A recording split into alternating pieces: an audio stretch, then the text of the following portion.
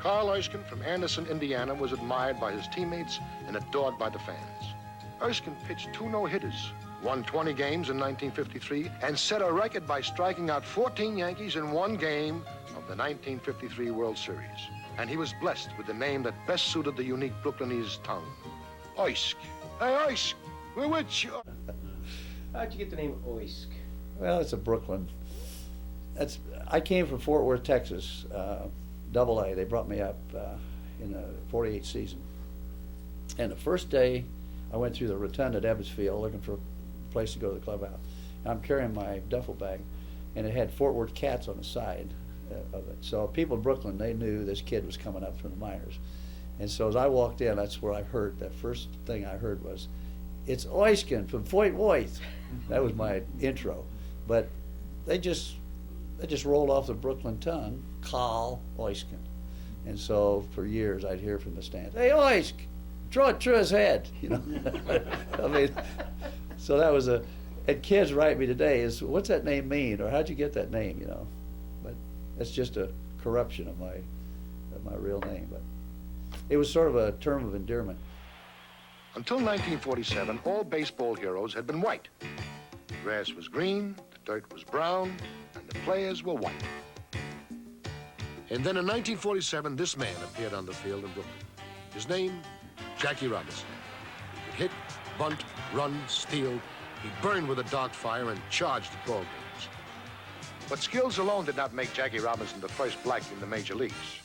Branch Rickey saw something extraordinary in this man's soul. Robinson bore the burden of a pioneer. He was hit by pitches, spiked, cursed at, banned from hotels. But he refused to be defeated by these obstacles. If anything, they made him stronger. You know, the classic scene that everybody now talks about, and they're going to put a statue at the stadium. The mayor of New York is already commissioned, or is commissioning some sculptor, to do this famous pose of Pee Wee with his hand on Jackie's shoulder. It happened in the infield in Cincinnati when Jackie was getting booed, and Pee Wee, a Southern boy, walks over and in a gesture says, you know, "This is my teammate, I accept him, why don't you," or, you know, whatever. But nobody ever knows what Pee Wee actually said to Jackie. Well, if you knew Pee Wee, you'd absolutely know that he never pretended to be Jackie's savior or anything. And he told him that. He says, "I accept you as a player. I'm not going to carry the flag. I'm not going to be out front leading the cheers, but you know, you're part of our team and I accept you." Well, I could just imagine that Pee Wee walked over to Jackie and said, "Hey, you think this is bad? Wait till you boot one in Brooklyn." That's probably what he said. He wouldn't have said some pronouncement, you know, about, you know, "We're going to get you through this, buddy. Just hang with us." But that statue is now, I think, going to happen, and it will, I think, be placed at Coney Island at the site of the new stadium. Your book, which is a terrific read, how when you folks were in the bullpen at Ebbets Field, you used a towel for advantage. Right. Explain how that worked. Well, you know, one of the reasons pitchers did not like Ebbets Field, it wasn't so much that the right field fence was 297, which is short, and that the power alley in right field was 318, and the scoreboard said inside the park, and they rained balls off of that like crazy. But there was no foul territory in Ebbets Field, very little. So you hit a pop, get a good hitter to hit a pop fly, that in some of these big stadiums, you got plenty of room to go over and catch the thing. In Ebbets Field, it'd be 8 rows in.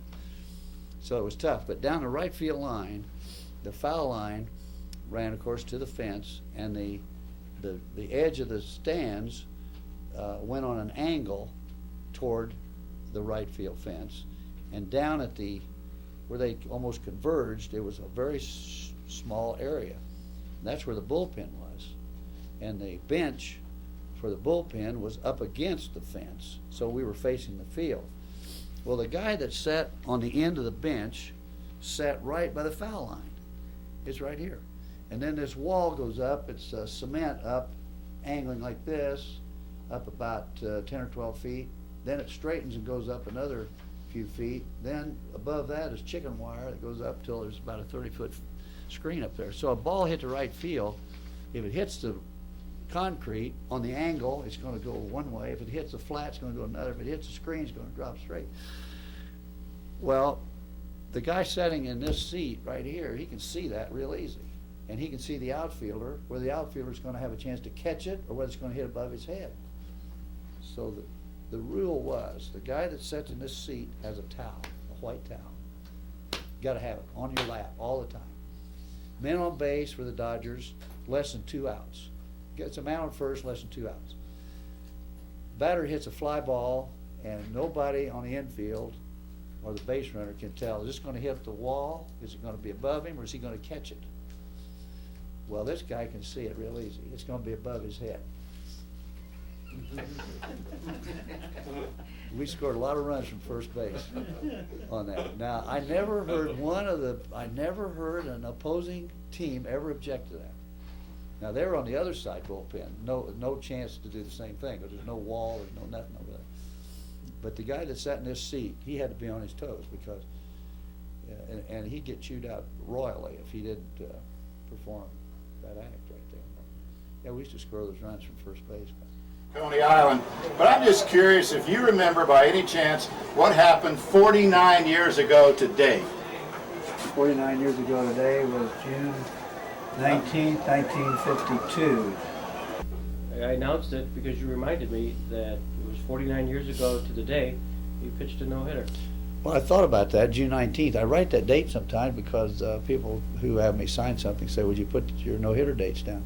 So June 19th, so all of a sudden I'm looking at that, June 9th, that's today, June 19th. That was in 52 against the Cubs. We started an afternoon ball game in Ebbets Field, Brooklyn. Big, heavy clouds. I mean, clouds were as low as a ceiling. I mean, they were right there, and they were black as night. And we knew it was going to rain. It had to. Well, Warren Hacker started for the Cubs, right-hander. We jumped on him in the first inning. I think got 5 runs or something in the first inning or 2. So we got a 5-run lead. It's going to rain, and we just got to get 5 innings in. It's an official ball game. So, man, I'm pitching fast, trying to get the side out. And the Cubs, of course, they don't want to hurry. You know, they're taking their time getting to the plate and all that stuff. In the 3rd inning, Willie Ramsdale was a knuckleball pitcher. He used to belong to the Dodgers. Willie the Knuck had relieved Hacker, and he was a hitter. And in haste, trying to throw strikes, I threw 4 straight fastball balls to him. Didn't throw a strike. Then the range came. So we go in the clubhouse, and we had a custom. Our guys like to play bridge. Clyde King had taught us how to play bridge. They kind of caught on. So every time there was a break in the action, or on a train or a plane or something, you guys are always fighting to get the table to play bridge. So we go in, sit down around the trunks, and there's a couple bridge games going on. So I'm playing with Billy Cox, one of our coaches, Billy Herman, and Pee Wee. So we're playing a couple 3 hands, and I just made 4 hearts. And they came in and said, "Hey, it's they're taking the cover off. They're going to try to get started again. Let's go." And that was about 45 minutes break. Well, I was still in my wet uniform, so I jumped up, changed clothes, put on a dry uniform, went out, re-warmed up, and finished the ball game. Which there was no other base runners after we went back. So Willie Ramsdale was the only base runner, the weakest hitter in captivity. And it would have been, like a perfect game. But I said, well, Willie might have got the only hit in his life, who knows. But interestingly, there was a post-game show called Talk to the Stars. And if you, Happy Felton, if you made the post-game show a star of the game, they picked one from each team, you got $50. Well, $50 was a nice little payday. So naturally, everybody was hopefully had a good day. Well, Willie Ramsdale was out of the game for a pinch hitter, but as the game went on, and he being the only base runner, they pulled him into the little room where the TV monitors were, and where this little show was going to take place under the stand, and said, "Wait right here, because if nobody gets on, you got to be the star of the game. You're the only base runner." So Willie, they told me, Happy Felton said, "Willie is in there pulling for me to get the side out." And Mixes is the last hitter, and Mixes, I got to count 3 and 2 on Mixes, and they said, "Willie is in there talking to Mixes, you little so-and-so, if you get a hit now and spoil his day for me, I'll kill you." And Mixes grounded out. So Willie was star of the game.